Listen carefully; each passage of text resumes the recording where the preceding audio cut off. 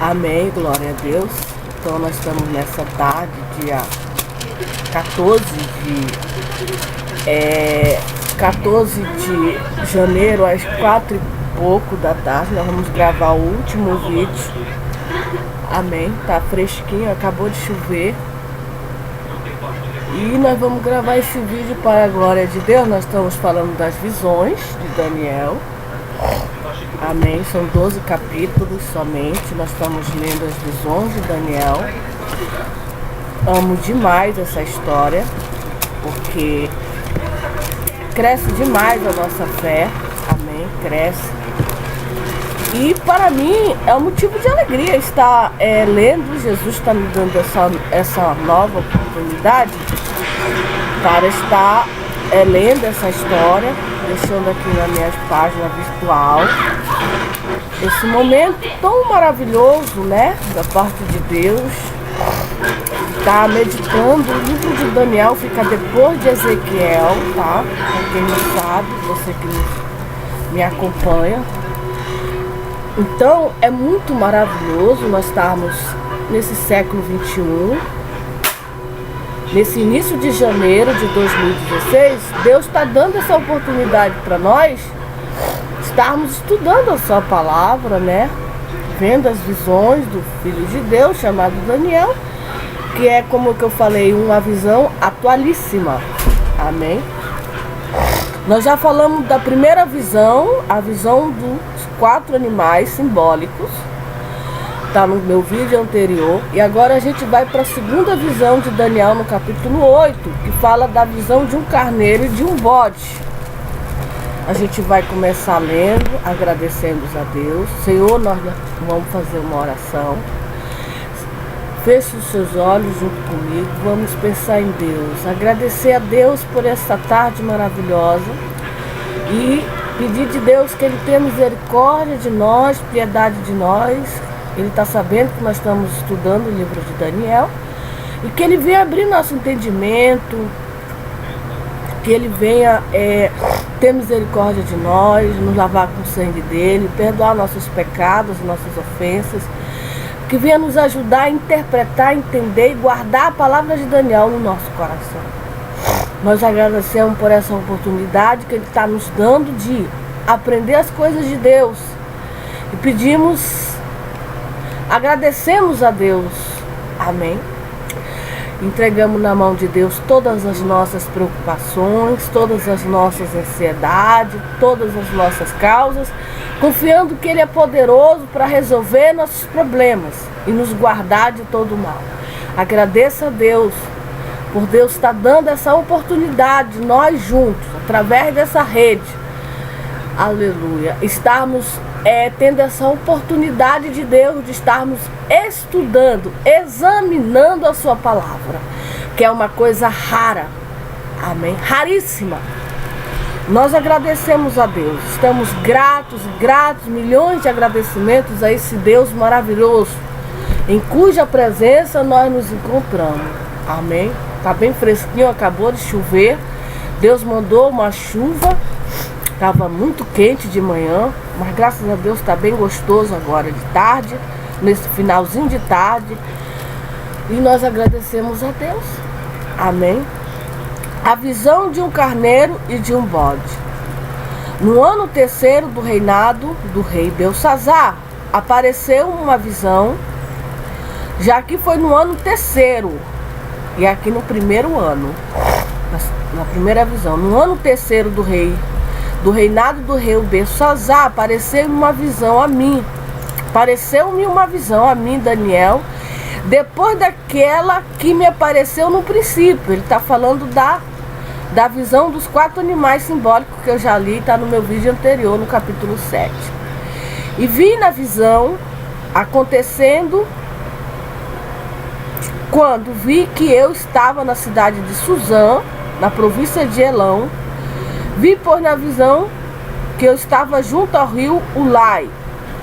Levantei os meus olhos e vi, eis que um carneiro estava diante do rio, o qual tinha 2 pontas, e as 2 pontas eram altas, mas uma era mais alta do que a outra. E a mais alta subiu por último, Vi que o carneiro dava amarradas para o ocidente, e para o norte, e para o meio-dia, e nenhum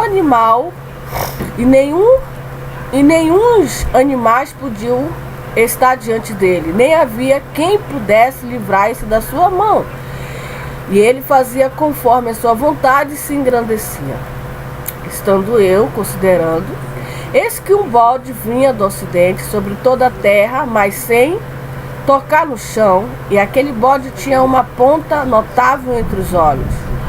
Dirigiu o seu carneiro, que tinha as duas pontas, a qual eu tinha visto diante do rio, e correu contra ele com todo o ímpeto da sua força. E vi chegar perto do carneiro, irritai-se contra ele, feriu o carneiro e lhe quebrou as duas pontas, pois não havia força no carneiro para parar diante dele, e o lançou para a terra e o pisou aos pés. Não houve quem pudesse livrar o carneiro da sua mão. E o bode se engrandeceu em grande maneira, mas estando na sua maior força, aquela grande ponta foi quebrada, e subiram no seu lugar quatro também notáveis para quatro ventos do céu. E de uma delas saiu uma ponta muito pequena, a qual cresceu muito para o meio-dia, e para o oriente, para a terra formosa. E se engrandeceu até o exército dos céus, e alguns dos exércitos e das estrelas deitou-se por terra e os pisou. E se engrandeceu até ao príncipe do exército, e por ele foi tirado o contínuo sacrifício, e o lugar do seu santuário foi lançado por terra. E o exército lhe foi entregue com o sacrifício contínuo por causa das transgressões, e o lançou a verdade por terra. Fez isso e prosperou. Depois ouvi um santo que falava, e disse o outro santo, aquele que falava: até quando durará a visão do contínuo sacrifício e da transgressão assoladora, para que seja entregue o santuário, o exército, a fim de serem pisados? E ele me disse: até 2300 tardes e manhãs o santuário será purificado. E aconteceu que, havendo eu, Daniel, visto a visão, busquei entendê-la, e eis que se me apresentou diante uma como semelhança de um homem, e ouvi uma voz de homem nas margens do Ulai, a qual gritou e disse: Gabriel, dá a entender a visão. Gabriel, o anjo de Deus. Amém. E veio perto de onde eu estava, e vindo ele, fiquei assombrado, e caí sobre o meu rosto. Mas ela me disse, ela ou ele, mas ele, né, é do sexo masculino. Mas ele me disse: entende, filho do homem, porque esta visão se realizará no fim do tempo. E estando ele falando comigo, caí com o meu rosto em terra, adormecido. Ele, pois, me tocou e me disse: está em pé. E disse: eis que te farei saber o que há de acontecer no último tempo da ira, porque ela se exercerá no determinado tempo do fim. Aquele carneiro que viste com duas pontas são os reis da Média e da Pérsia, mas o bode peludo é o rei da Grécia. E a ponta grande que tinha entre os olhos é o rei primeiro. O tecido quebrado levantando-se quatro em lugar dela, significa que quatro reinos se levantarão da mesma nação, mas não com a força dela, mas no fim do seu reinado, quando os prevaricadores acabarem, se levantará um rei feroz de cara e será entendido em adivinhações. Amém? Esse rei será entendido em adivinhações, ou seja, feiticeiro. Ele será um feiticeiro, um macumbeiro, um necromanta. E se fortalecerá a sua força, mas não pelo seu próprio poder, e destruirá maravilhosamente, e prosperará, e fará o que lhe aprove, e destruirá os fortes e o povo santo.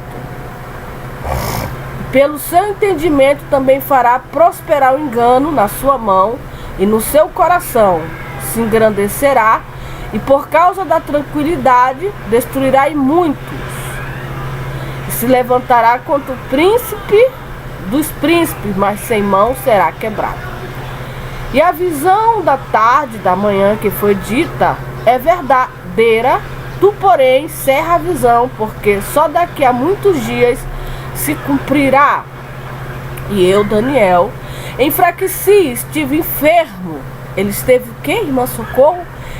Diante dessa visão de Deus, ele esteve enfermo.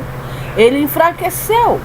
Estive enfermo alguns dias, então levantei-me, tratei do negócio do rei, espantei-me acerca da visão e não havia quem entendesse. Amém, glória a Deus. Louvado seja o nome do Senhor Jesus Cristo por essa visão. No capítulo 9 de Daniel, nós vamos iniciar a oração de Daniel, as 70 semanas e o Messias. Nós vamos, pela misericórdia de Deus, iniciar essa oração. Amanhã o 10, o 11, aí termina o 12. Espero em Deus que eu termine amanhã o livro de Daniel. Amanhã, sexta-feira, dia 15. A oração de Daniel, as 70 semanas, o Messias. Diz a palavra de Deus que no ano 1º de Dário, filho de Assuério, da nação dos Medos, o que foi constituído rei sobre os reinos dos caldeus, no ano 1º do seu reinado, eu, Daniel, entendi pelos livros que o número de anos de que falou o Senhor ao profeta Jeremias, em que haviam de acabar as assolações de Jerusalém, era de 70 anos. E eu dirigi o meu rosto ao Senhor Deus para buscar com oração, enrogos e jejum e pano de saco e cinza, e orei ao Senhor, meu Deus, e confessei e disse: Ah, Senhor Deus grande e tremendo, que guarda o conserto e a misericórdia para com os que te amam e guarda os teus mandamentos. Pecamos e cometemos iniquidade, procedemos impiamente, fomos rebeldes, apartando-nos dos teus mandamentos e dos teus juízos, e não demos ouvido aos teus servos, os profetas, que em teu nome falaram os nossos reis, nossos príncipes, nossos pais, como também a todo o povo da terra. A ti, ó Senhor, pertence a justiça, mas nós a confusão do rosto, como se vê neste dia. Aos homens de Judá e aos moradores de Jerusalém e a todo Israel, aos de perto e aos de longe, em todas as terras por onde os teus lançados em todas as terras por onde os tens lançado, por causa da sua prevaricação, com que prevaricaram contra ti. Ó Senhor, a nós pertence a confusão do rosto, aos nossos reis, aos nossos príncipes e aos nossos pais, porque pecamos contra ti. Ao Senhor, nosso Deus, pertence a misericórdia e o perdão, pois nos rebelamos contra ele. E não obedecemos à voz do Senhor, nosso Deus, para andarmos nas suas leis que nos deu pela mão dos seus servos profetas. Sim, todo Israel transgrediu a tua lei, desviando-se para não obedecer a tua voz. Por isso a maldição, o juramento que está escrito na lei de Moisés, servo de Deus, se derramou sobre nós, porque pecamos contra ele. Ele confirmou a sua palavra que falou contra nós e contra os nossos juízes que nos julgavam, trazendo sobre nós um grande mal. Porquanto nunca debaixo de todo o céu aconteceu como em Jerusalém. Como está escrito na lei de Moisés, todo aquele mal nos sobreveio. Apesar disso, não suplicamos a face do Senhor nosso Deus, para nos convertermos das nossas iniquidades, para nos aplicarmos à tua verdade. Amém. Nós devemos nos aplicar à verdade de Deus. Por isso o Senhor vigiou sobre o mal. Por isso o Senhor vigiou sobre o mal e os trouxe sobre nós, porque justo é o Senhor nosso Deus em todas as suas obras que fez, pois não obedecemos a sua voz. Na verdade, é o Senhor nosso Deus que tiraste o teu povo da terra do Egito com mão poderosa e ganhaste para ti nome, como se vê neste dia. Pecamos, procedemos impiamente. Ó Senhor, segundo todas as tuas justiças, aparta-se a tua ira e o teu furor da tua cidade de Jerusalém, do teu santo monte, porquanto por causa dos nossos pecados, por causa das iniquidades de nossos pais, tornou-se Jerusalém e o teu povo um opróbrio para todos os que estão ao redor de nós. Agora, pois, ó Deus nosso, ouve a oração do teu servo e as tuas súplicas sobre o teu santuário assolado. Faz resplandecer o teu rosto por amor do Senhor. Inclina, ó Deus meu, os teus ouvidos e ouve. Abre os teus olhos e olha para a nossa desolação e para a cidade que é chamada pelo teu nome, porque não lançamos as nossas súplicas perante a tua face, fiado em nossa justiça, mas em tuas muitas misericórdias. Ó Senhor, ouve. Ó Senhor, perdoa. Ó Senhor, atende-nos. Opera sem tardar, por amor de ti mesmo, ó Deus meu, porque a tua cidade e o teu povo se chama pelo teu nome. Estando eu ainda falando e orando, confessando o meu pecado e o pecado do meu povo Israel, e lançando a minha súplica perante a face do Senhor, meu Deus, pelo monte santo do meu Deus, estando eu, digo, ainda falando na oração, o varão Gabriel, que eu tinha visto na minha visão ao princípio, veio voando rapidamente, tocou-me a hora do sacrifício da tarde e me instruiu e falou comigo e disse: Daniel, agora saí para fazer-te entender o sentido. No princípio das tuas súplicas saiu a ordem, eu vim para te declarar, porque és muito amado. Toma, pois, bem sentido a palavra, entende a visão. 70 semanas estão determinadas sobre o teu povo e sobre a tua santa cidade para extinguir a transgressão e dar fim aos pecados, espiar a iniquidade, trazer a justiça eterna e selar a visão e a profecia e ungir o santo dos santos. Sabe, entende, desde a saída da ordem para restaurar e para edificar Jerusalém até o Messias, o princípio 7 semanas e 72 semanas, as ruas tranquilas se reedificarão, mas em tempos angustiosos. E depois das 62 semanas, será tirado o Messias, e não será mais. O povo do príncipe que há de vir destruirá a cidade e o santuário, e o seu fim será uma inundação. Até o fim haverá guerra. Estão determinadas assolações. E ele firmará um concerto com muitos por uma semana, e na metade da semana fará cessar o sacrifício e a oferta de manjares. E sobre as asas da abominação virá o assolador, e isso até a consumação, e o que está determinado será derramado sobre o assolador. Amém, glória a Deus, louvado seja o nome do Senhor.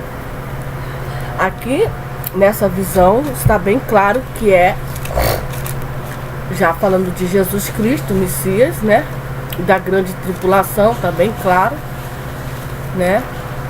Mas louvado seja o nome do Senhor, que Jesus Cristo nos garante a vitória pelo seu sangue. Amém? Pelo sangue de Cristo nós temos a vitória. Amém? Quando nós nos humilhamos, quando nós nos convertemos de todo o nosso coração, suplicando as misericórdias do Senhor, Deus nos livrará do assolador. Deus nos livrará de todo o mal. Amém? Do anticristo, da besta, do falso profetas, etc, etc. E nos levará para o seu reino de glória.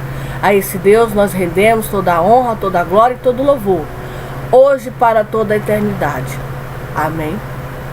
Isso aqui é falando de Jerusalém, vai acontecer lá em Jerusalém, lá em Israel, e que influenciará o mundo todo, outras nações, porque querendo ou não, nós somos influenciados pelo Israel, pelos judeus, amém?